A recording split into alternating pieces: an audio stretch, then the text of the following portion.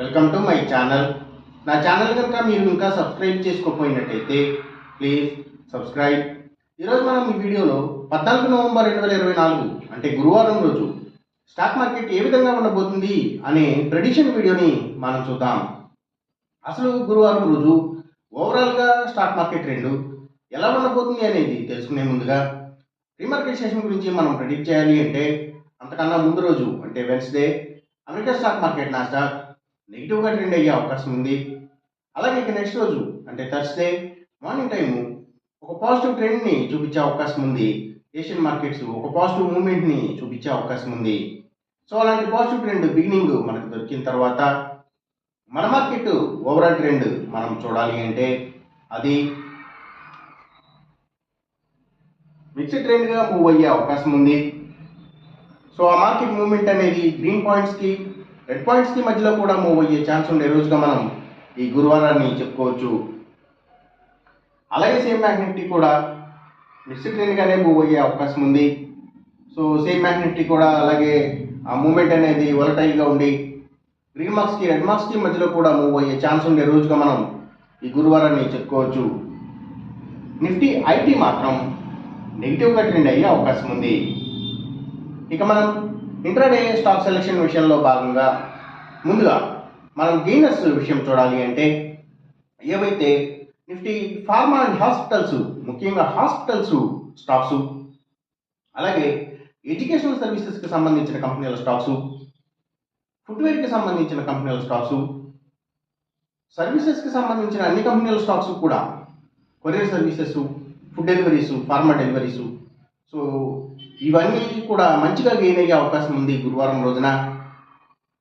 అలాగే ఇంకా బుక్ పబ్లిషర్స్కి సంబంధించిన కంపెనీల stocks, government banks and financials, PSU banks, government financials, ఇంకా పబ్లిక్ లిమిటెడ్ కంపెనీల స్టాక్స్ చాలా వరకు కూడా గెయినింగ్ సైడ్ ఉండే అవకాశం ఉంది.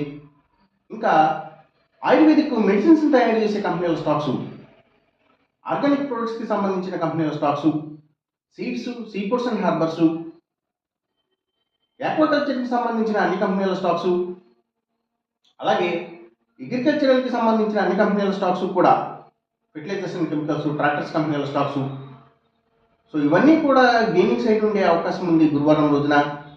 అలాగే ఇంకా bio products, biogas, bio power, biodiesel, green energy ఇలాంటి వాటి అన్ని స్టాక్స్ కూడా గెయినింగ్ సైడ్ ఉండే అవకాశం ఉంది గురువారం రోజున.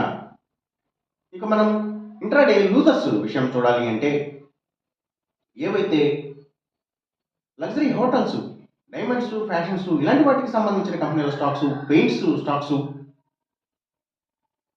అలాగే ఇంకా బిగ్ ఎంటర్టైన్మెంట్ స్టాక్స్, సినిమాల థియేటర్ల కంపెనీల స్టాక్స్ ఎక్కువగా నెగిటివ్గా ట్రెండ్ అయ్యే అవకాశం ఉంది. అలాగే ఇంకా స్టీల్స్, ఐటీ స్టాక్స్, సిగరెట్ కంపెనీల స్టాక్స్, స్పిరిట్స్ స్టాక్స్ కూడా నెగిటివ్గానే ట్రెండ్ అయ్యే అవకాశం ఉంది. ఇంకా ఫుడ్స్ అండ్ బెవరేజెస్ కంపెనీల stocks, FMCG sector stocks, private banks and financials కూడా డౌన్ ట్రెండ్ని చూపించే అవకాశం ఉంది గురువారం రోజున. ఇక మనం ఎంసీఎక్స్ ట్రేడింగ్ విషయం చూడాలి అంటే ఏవైతే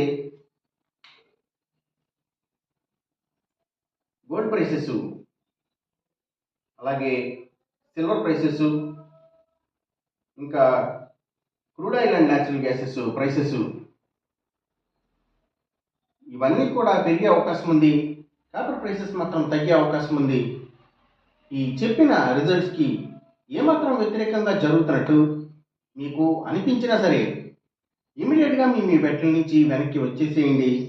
ఇది కేవలం ఒక ఆస్ట్రాలజికల్ ప్రెడిక్షన్ మాత్రమే, దయచేసి గమనించండి. అలాగే ఈ వీడియో కనుక మీకు నచ్చినట్లయితే నా ఛానల్ని సబ్స్క్రైబ్ చేయండి, అందరికీ ఈ వీడియోని షేర్ చేయండి, లైక్ చేయండి. Thank you for watching.